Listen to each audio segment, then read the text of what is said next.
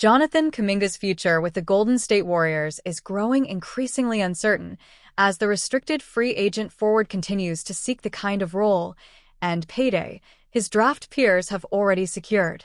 For Kuminga, the key to generational wealth is playing time and responsibility, two things the Warriors have yet to fully grant him. According to Ron Kroichik of the San Francisco Chronicle, Kuminga envisions himself in the same financial stratosphere as the rest of his 2021 NBA draft lottery classmates. The difference is that while his peers have already cashed in with massive contracts, Kuminga has been stuck in a supporting role on a veteran-laden roster. Left behind by draft peers. The numbers tell the story. Number 1 overall pick Cade Cunningham, Number 3 Evan Mobley, Number 4 Scottie Barnes, and Number 8 Franz Wagner all secured 5-year, $224 million maximum deals, contracts that could balloon to $269 million if they meet Supermax benchmarks, such as All-NBA honors. Cunningham and Mobley already reached those criteria last season, with Cunningham making third-team All-NBA and Mobley winning Defensive Player of the Year. Elsewhere in the same class, Number 5 pick Jalen Suggs signed a 5-year, $150 million deal, while Number 3 pick Jalen Green settled for a 3-year, $105 million contract as part of the blockbuster trade that sent Kevin Durant to Phoenix. Kuminga, taken 7th overall, has yet to sniff such security. Despite his flashes of brilliance, he never earned a consistent starting role or the nightly touches afforded to the others. Still, according to Kroichik, Kuminga views himself as one of the elite talents of the draft class. Kuminga apparently thinks he's at the Cade Cunningham, Scottie Barnes level, where he should get that type of contract, a league source told the San Francisco Chronicle. It's really a quandary.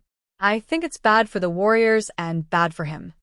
Kuminga does not fit Kerr's puzzle. Kuminga's confidence isn't without basis.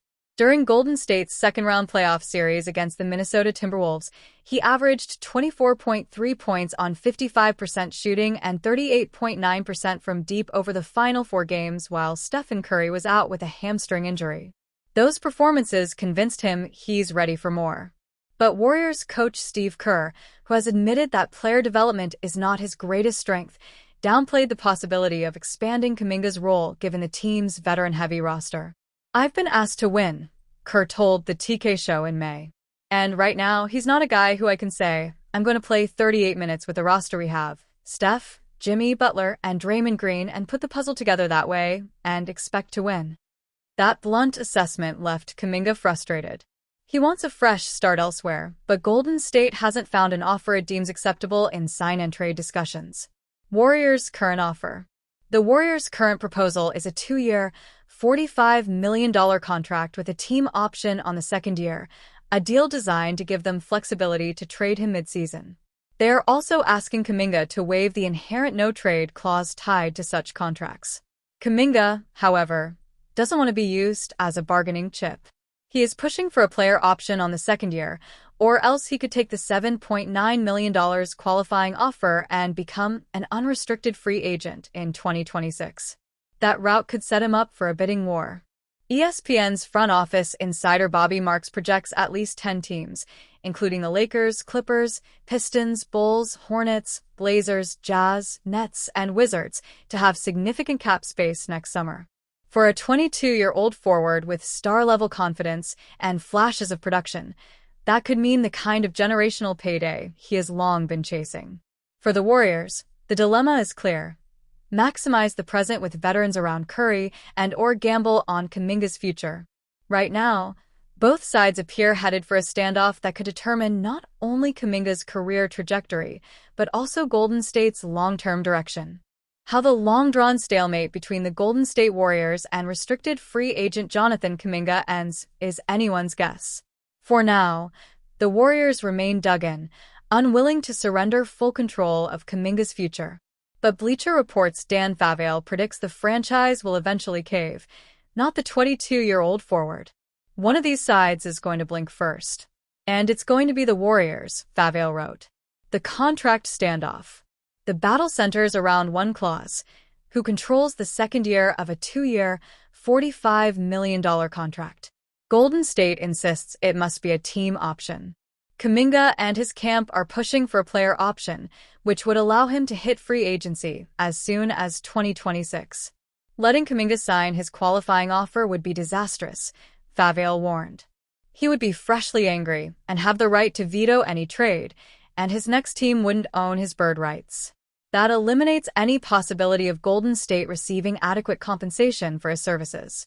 Kuminga's threat to sign the $7.9 million qualifying offer looms over the negotiations. If he follows through, the Warriors risk losing a former number 7 pick for nothing next summer. Favale's prediction is simple. The Warriors will give in and grant the player option. Short of juicing his annual salary into the $30 million range, a 2-year contract with a team option will end up being out of the question, Favale wrote. Prediction: Jonathan Kuminga re-signs with the Warriors on a 2-year, $45 million deal, with a player option for 2026 to 27. A game of leverage. NBA insider Jake Fisher previously reported that stance earlier this month, noting that Kuminga's camp is ready to accept the current offer if Golden State flips the second year in his favor. I think Jonathan Kuminga's side would take this 1+1 situation if he were to get a player option in year 2, Fisher said on the NBA Insider Notebook live stream on August 7th. But I was told yesterday, August 6th, from various sources that Golden State is going to be holding firm that the second year is going to be a team option. And that's kind of where the staring contest is at. The issue is leverage. A player option means no team would trade meaningful assets for Kuminga without a long-term commitment. A team option, meanwhile, gives the Warriors control and flexibility in trade talks. That control has already shaped conversations. Golden State has been holding out for an unprotected first-round pick and a quality rotation player. Trade market still circling. Multiple teams have tested Golden State's resolve. The Sacramento Kings dangled Malik Monk and a protected first for the Athletic's Sam Amick, while the Phoenix Suns pitched Royce O'Neal, Nick Richards, and a stockpile of second-rounders, per Anscape's Mark J. Spears. Both packages were turned away. Even the Milwaukee Bucks checked in, but backed off after the Warriors asked for Bobby Portis, per Clutch Point's Brett Siegel. For now, the trade market is frozen by the same stalemate stalling Kuminga's contract. Teams won't overpay, without clarity on his future, and the Warriors won't back down unless the risk of losing him becomes too great. Who blinks first? Kuminga's future in Golden State hangs on a single detail that neither side seems ready to compromise on. The Warriors believe team control is essential. Kuminga's camp sees a player option as non-negotiable. Favale predicts the Warriors will fold. But the question remains, will they stubbornly call Kuminga's bluff, or risk losing him for nothing? The Golden State Warriors have reportedly agreed to a verbal commitment with a 5-time All-Star. But the team is hung up on figuring out someone else's money first. Restricted free agent forward Jonathan Kuminga, 22, remains unsigned. All rival NBA squads not named the Brooklyn Nets lack the requisite cap space to sign him outright, although the Phoenix Suns, Sacramento Kings, and New Orleans Pelicans all apparently have made sign-and-trade overtures. A seasoned future Hall of Famer to join the party. Free agent Boston Celtics power forward/center Al Horford and Golden State have apparently been circling each other for a while. Sources tell NBA insider Brandon "Scoop B" Robinson that, although they're waiting for the dust to settle on a Kuminga deal, the Warriors already have their eye on multiple additional free agents. Horford, 39, has agreed to a verbal commitment with Golden State, while longtime Warriors stars Stephen Curry and Draymond Green have greenlit the team's re-signing of its own free agent guard, Gary Payton II. A 5-time All-Star, 1-time All-NBA honoree, 1-time All-Defensive Teamer, and 1-time champ, the 6'9" big man remains a potent two-way player. Horford may no longer be in his prime, but he has proven across the Celtics' last 2 playoff stints, when he stepped into a starting role over nominal starter Kristaps Porzingis, that he can still defend at a high level, pass effectively from the post as needed, and be counted on to connect from distance and spread the floor. Across 60 healthy contests for the 61-21 Celtics last year, Horford averaged 9.0 points on .423/.363/.895 shooting splits, 6.2 boards, 21 dimes, 0.9 blocks and 0.6 steals in just 27.7 minutes per.